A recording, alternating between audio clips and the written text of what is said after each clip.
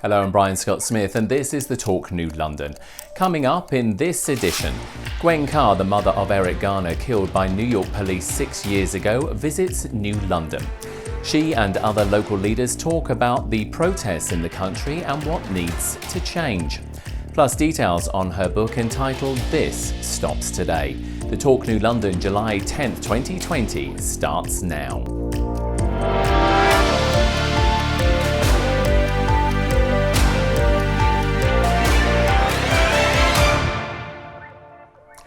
Hello and welcome to another edition of The Talk New London, a new podcast from the City of New London. Gwen Carr is the mother of Eric Garner, a black man who was killed by New York City police 6 years ago using an illegal chokehold. In the aftermath of his death and the protests that followed, Carr became an activist for police reform and has since become a voice for the Black Lives Matter movement. Carr has visited New London before, and in the midst of the country's current wave of protests against police brutality and racism, she was invited back to the city by the New London branch of the NAACP. The event was held at Ocean Beach Park and was attended by a couple of hundred people from every race and background, as well as all of the local media and TV stations. What follows is a condensed look at the event, the people who spoke, and concluding with Carr's speech. I'm just so pleased, and I know that Jean and Tammy never lost faith that this weather was going to clear this evening for us. So, myself, Steve Fields, we might have been sweating it out an hour ago, but when I talked to Jean on the phone, she wasn't worried a bit. And so I guess we know what her leadership is like. And I'd like to first start by thanking Jean, Tammy, and the NAACP for the great partnership that we have with the City of New London. I'd like to thank the State Treasurer, who's graced us with her company in the City of New London today, Sean Wooden. Thank you, Sean, for coming here, and thank you for your leadership. We have members of the City Council here, our Council President, Efren Dominguez. Thank you, Efren. I'm not sure who else. Other City Council members, are you here? I know that more of them are wandering in. So, Curtis Goodwin, thank you, Curtis. And James Burke. So, thank you all for coming here. I'm going to pass this off quickly, but I'd like to just thank Ms. Carr for coming again to our city. I think that change, part of the human condition is that change likely doesn't come without tragedy and sacrifice, and Mrs. Carr's leadership shows us that with perseverance, by speaking out, we can continue to move towards the change that we need. This is, I think everybody senses, a really pivotal time for our country and for an effort that we've been 400 years trying to overcome. I think this can be it. This can be the time. And I thank Ms. Carr for her leadership in showing us the way to that. So thank you again for being here. I want to thank Ms. Carr for her leadership and for her steadfastness, shining a light on police violence. So I'm standing before you as your state treasurer, but more importantly, I'm a father of two beautiful black boys.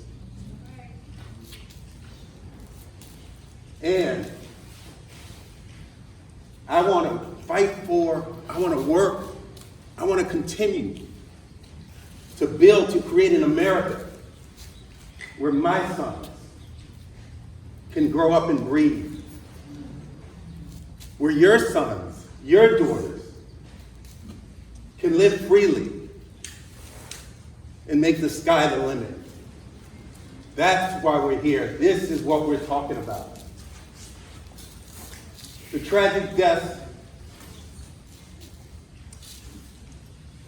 of Ahmaud Arbery, Breonna Taylor, George Floyd, and so many more. That's just the recent deaths, so tragic, in a long line over a number of years of painful deaths in our country.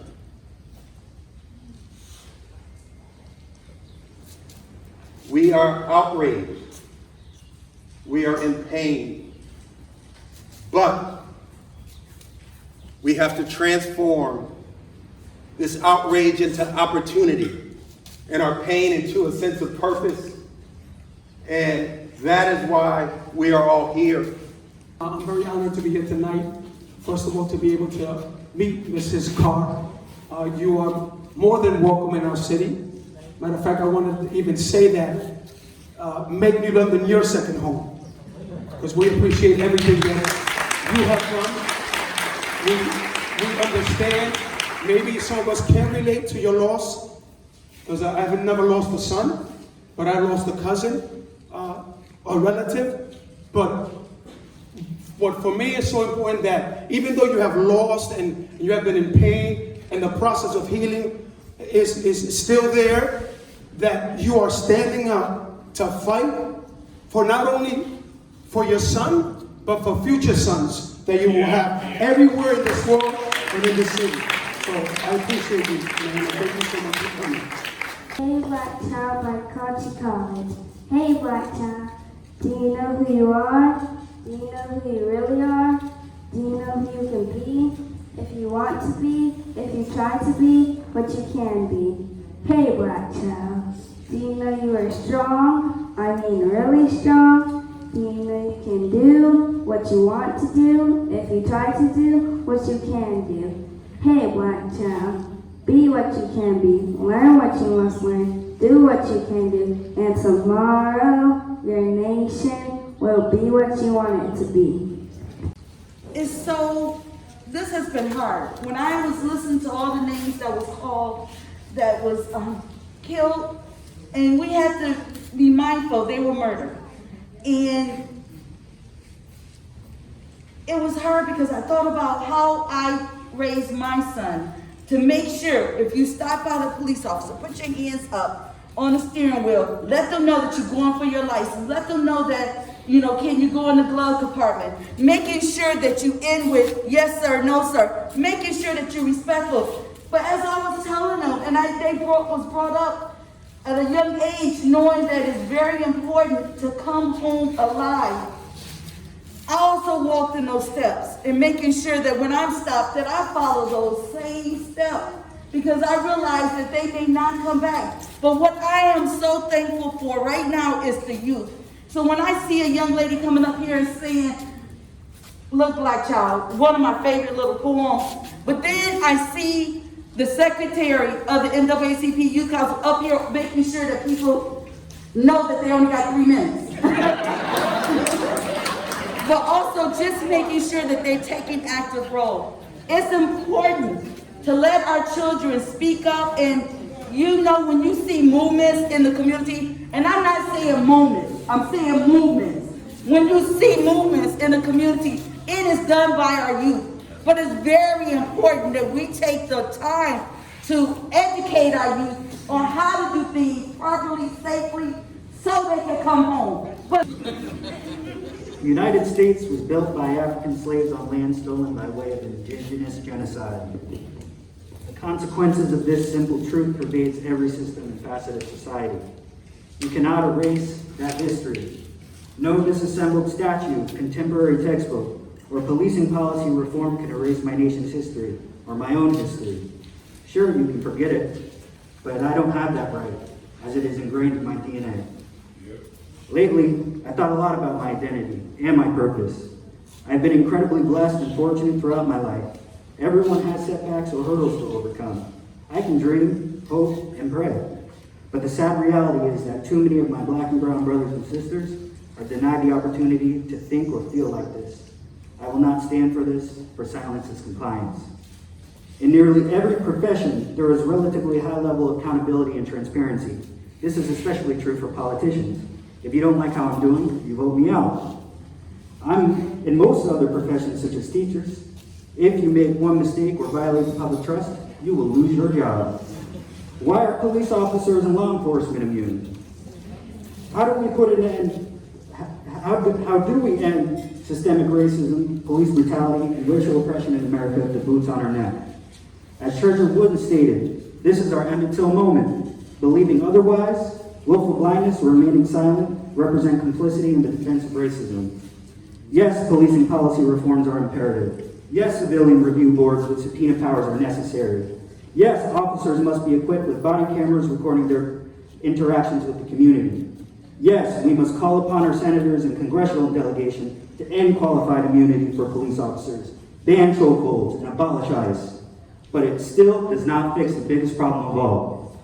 Any policing reform cannot take back the lives of Eric Garner, Lashana Gilbert, Michael Brown, Freddie Gray, Elijah McClain, Breonna Taylor, or George Floyd. Camera footage did not save George's or Eric's life. Civilian review boards do not convict officers for hate crimes or murder.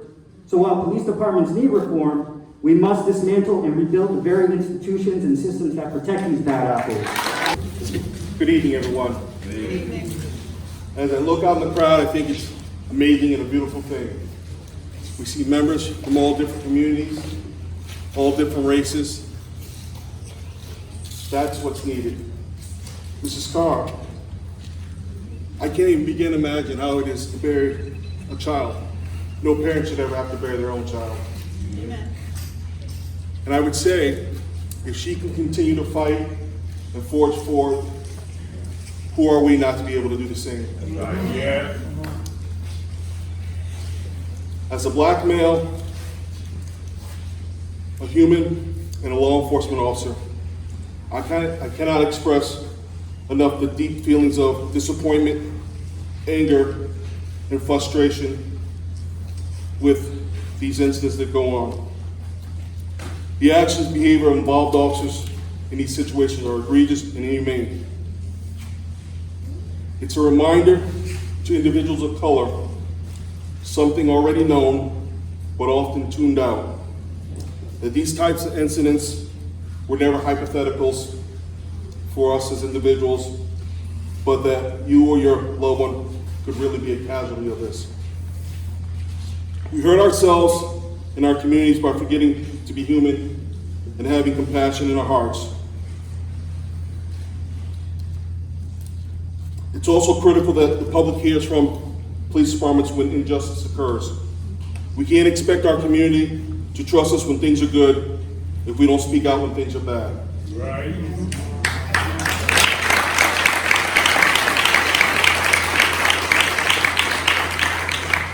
The system is broken in many ways. There's cultural deficiencies in training and sometimes leadership. Police agencies must be committed to open book policies and procedures, better communications with the public, and further training and additional training in diversity, implicit biases, and procedural justice. There's a need to bring about positive, performative changes in the culture and the nature of policing so as to develop positive and highly productive partnerships between communities and law enforcement agencies for a safer community. It's imperative that we uphold the highest ethical policing standards, promoting accountability and equality in law enforcement against and profession, and strengthening constructive community engagement. We must acknowledge that all paths to success begin with discussions. We have to be willing and able to ask the hard questions, admit the difficult truth, and bridge gaps.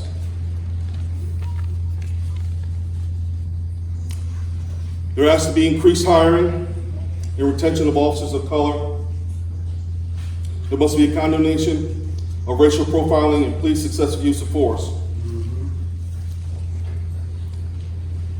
Forging relations built upon trust, civic engagement, open dialogue, all with the ultimate goal of facilitating change. Change in the ways we have traditionally provided police services, and more importantly, how we have police engage disenfranchised and minority communities. Together, we can push forward and accomplish these things, but it can't be at the spur of a moment or after an instance. It must be consistent and full-time. Today I was having a conversation with a client of mine at work, and I was struck by how much compounding suffering Black and brown people face. We face it as we have to show up for our kids, show up for our community, show up for work, show up on uncomfortable Zoom calls. Every day we have to show up and try to forget that we're Black and they see that first. It's very, very uncomfortable being Black in America. So I'm having a conversation with this client of mine, and I just wanted to share some of these words. You could tell she needed a moment of reflection, and she found me to be that moment for her to reflect and to vent. So I allowed her and afforded her that time. So here are some of the statements she said to me. I'm tired of watching Black mothers cry. I'm tired of watching my Black sons fear for police, fear for a system that targets them. I'm tired of asking for police reform. I'm tired of videos depicting grown men scream for help from their mothers. I'm tired of asking for leadership to reflect us and include us. I'm tired of being in the back of the line for opportunity. I'm tired of my kids being taught by white administrators who just don't seem to get it. I am tired of Christopher Columbus being an argument or topic of conversation. I'm tired of the same system that labels us at risk put our children at risk. I am tired of my Blackness being a task, the topic of conversation, or the reason I have to work harder, but for far less. She said, Curtis, do you realize that while our white counterparts and allies were building equity, we were and are still fighting for equality and to be relevant in conversation in law that seems to continuously exclude us. And just looking at all of you under one roof, this is the way it should be. Because we all do live under one roof, you know. The United States of America. One roof. So we all should be treated as one. Yeah. It shouldn't be that we all live here together and some of us are giving water and the other one's milk. We all deserve the same treatment. As you know, my name is Gwen Carr. I am the mother of Eric Garner, who was murdered almost 6 years ago next month. And that day was almost the worst day of my life. When you hear that your child has been murdered, and when he was murdered by someone who was supposed to serve and protect. But, you know, that wasn't true. That wasn't actually the worst day of my life. The worst day of my life was when we went to the cemetery, and I had to leave him there. And he didn't walk out that cemetery with me. So that was the realization that he was gone from me forever. And I just thought that I would just never, ever be the same person.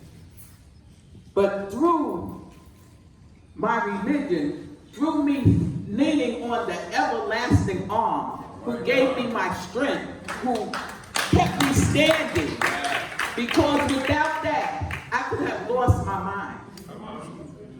But he chose to let me keep my mind and give me a platform to speak to you and to others.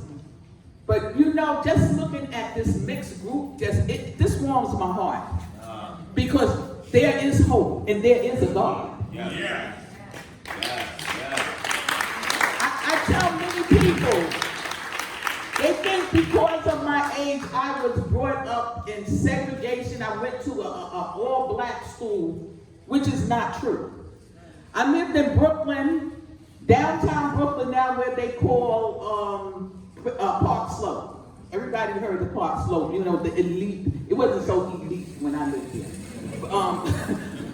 But anyway, but if you lived in the neighborhood and you went to public school, everybody went to that public school. And we had all different types of religions, races, Italian, Irish, Spanish, Chinese, everybody I went to school with. So I really didn't realize racism at that point because we got along. Okay, yes, some of us we fought because that's what kids do. But it wasn't a racism fight. It was a kiddie fight that we used to have.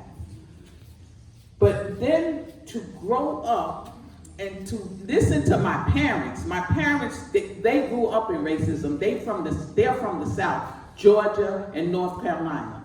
There was true racism down there.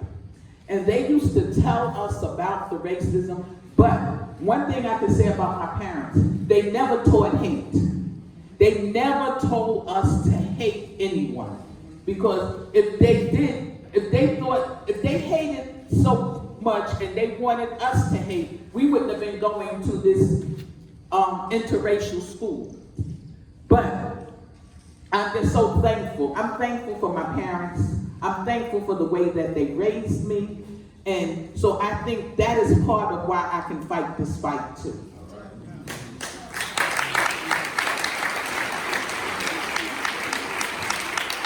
I brought my kids up not to hate.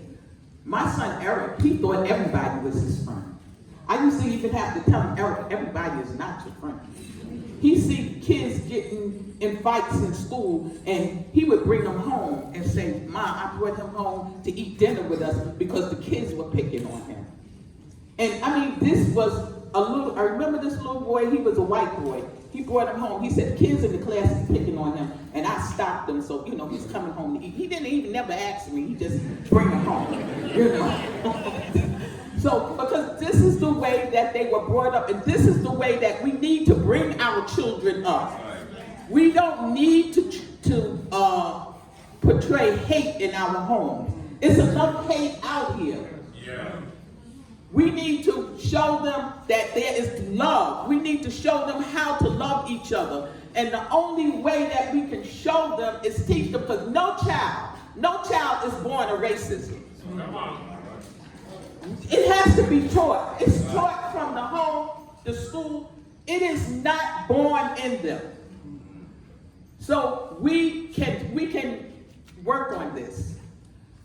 And I've heard so many great speakers here tonight. I don't even know, I'm just overwhelmed. They touched on everything that I was thinking about talking about. The police, the good police, the bad police. I have police in my family. I have police that I'm friends with. I do tax returns. I do their tax returns. And when this terrible thing happened with my son, they was afraid to call me. They said, we didn't know how you was going to react to us. We didn't know if you was going to turn against us. I don't want you to hate me. And I told them, I don't hate you. I said, the ones who murdered my son, that's who I got a bone to pick with. And I don't apologize for that. Because we have to get the bad apples out of the barrel. Yeah. But now, with the bad apples in the barrel, the ones who stand and watch them being the bad apples, you just as bad. Yeah. This has to stop somewhere.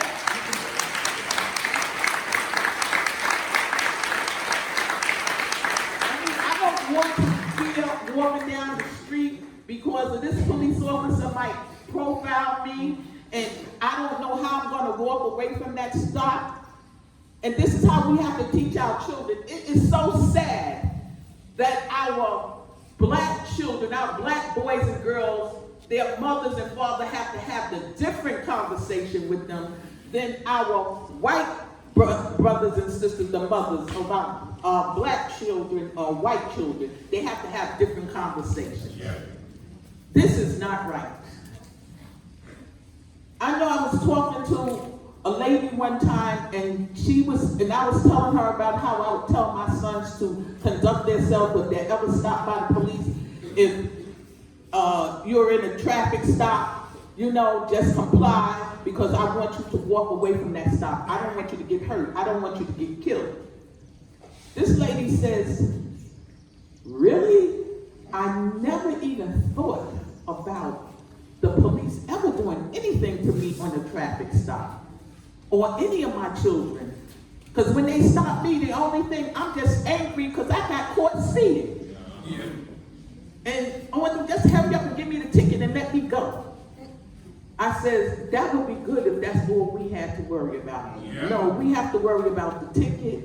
We have to worry about if they're going to pull us out the car, are they going to beat us up, or are they going to arrest us for a traffic stop? Like with Sandra Bland. A traffic stop ended her up being dead. Brianna. And there's so many more. Those are the names y'all know. Do y'all know how many other hundreds of women who have been killed by the police? Do you know the names? Most of you don't know the names, only the ones that you'll hear with the high-profile cases. But I deal with them all. High profile, low profile, no profile. Because there are so many men and women who you don't know their names. So now, when a person like me or Sabrina Fulton gets a platform, we have to share it. Yeah. We can't just get up here and talk about our children. Right. We have to talk about your children. We have to talk about children that we've never seen, and the people who we know who never got one day in the news, one day on TV. We have to talk about their children.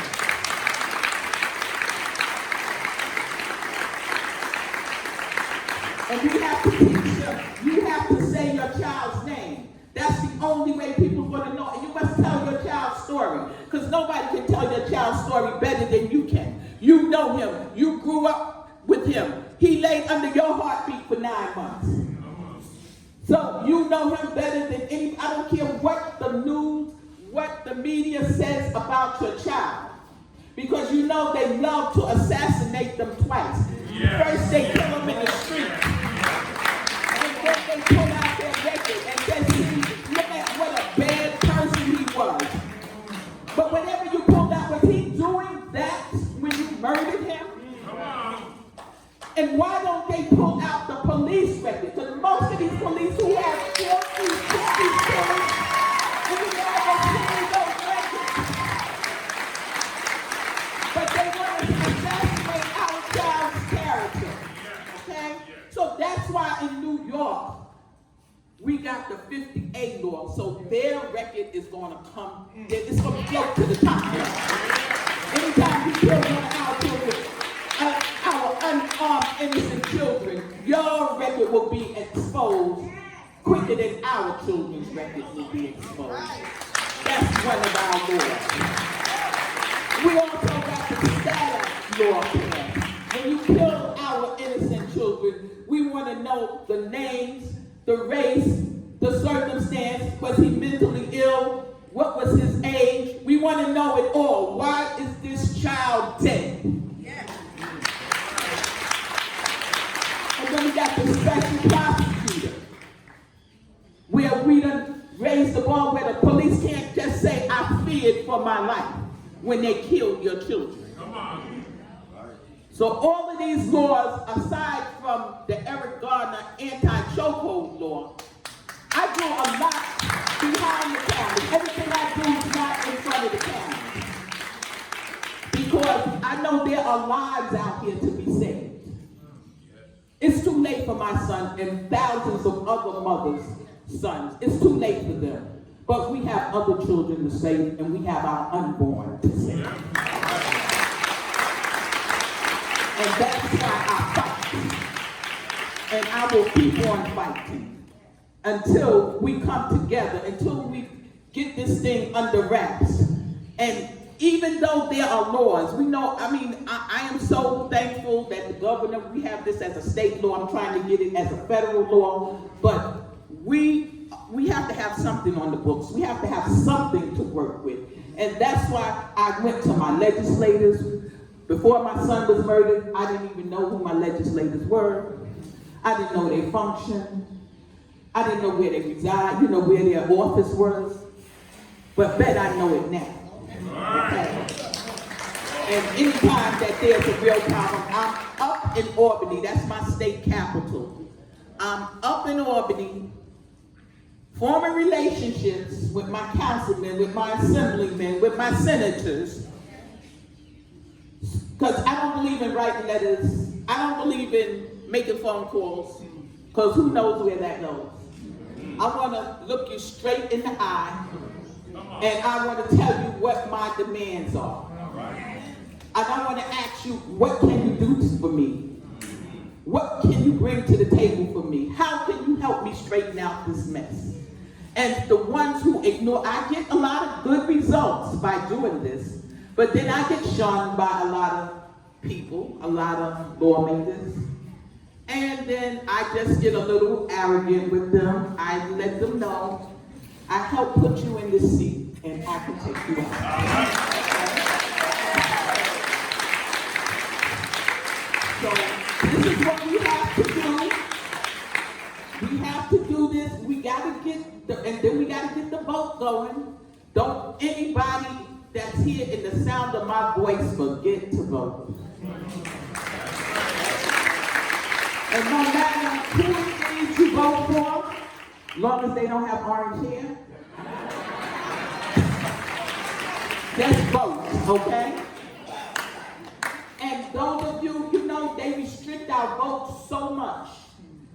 They change the polling place.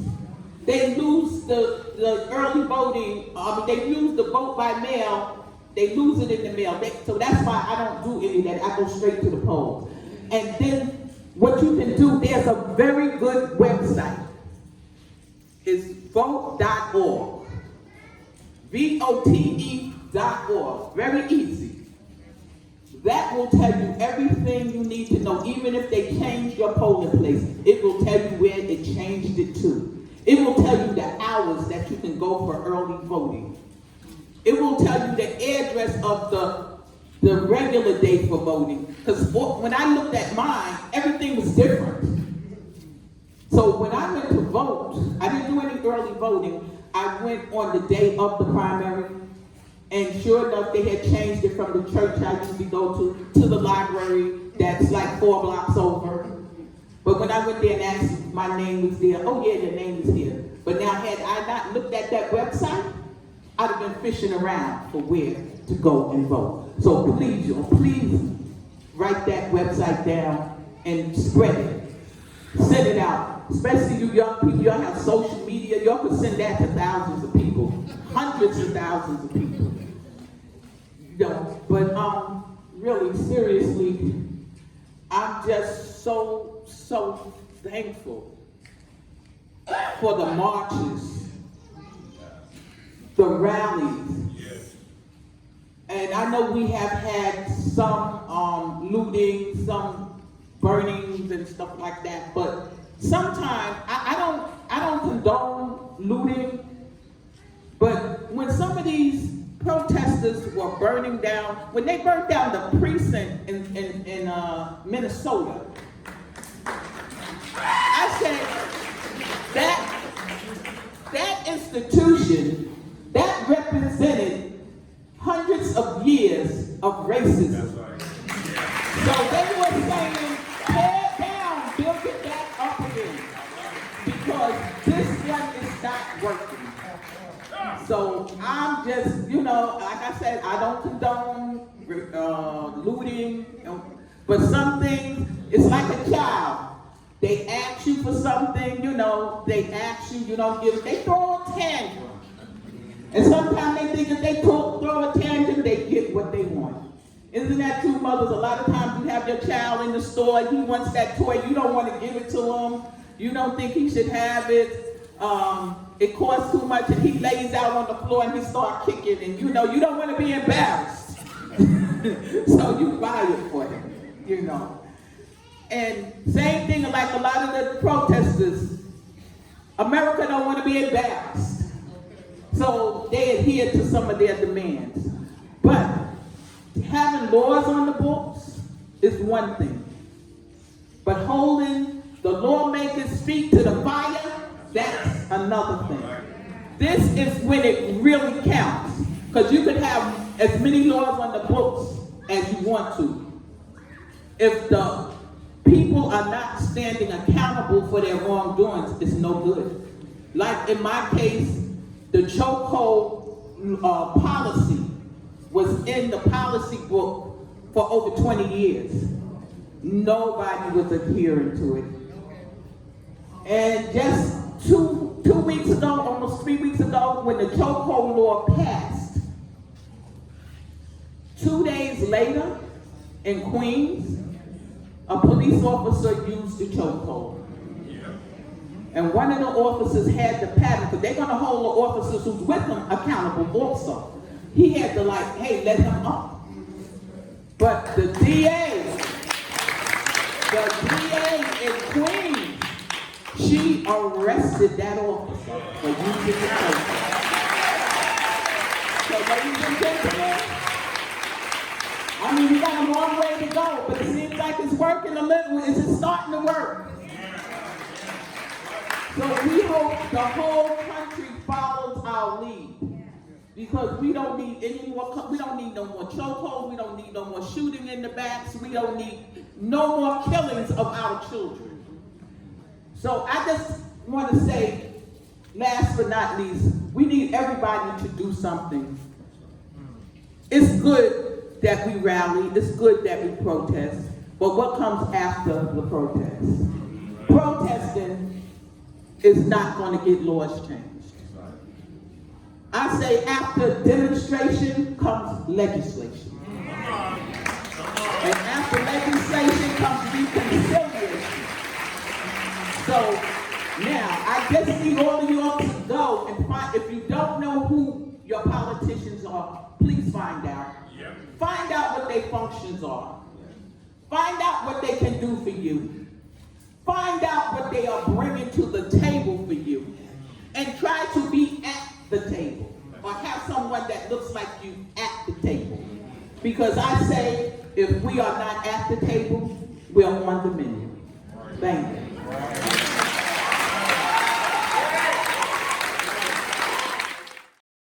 Carr has also written a book called This Stops Today, in which she shares the tragedies she's faced, recalls her son's life and death, and recounts her newfound role as an activist in the fight for racial equality. More than the story of a single moment, her book recounts a life of family, community, and of a woman who now speaks for those who no longer can. The book is available on Amazon and at other book retailers and online stores. We want you to engage with us and send us your questions and concerns via the City of New London's Facebook page or by email to thetalk@newlondonct.org. Don't forget to like, follow and share our Facebook page, which you can find at The Talk New London. That's all from this edition. We'll be back next week. Stay safe and thanks for watching.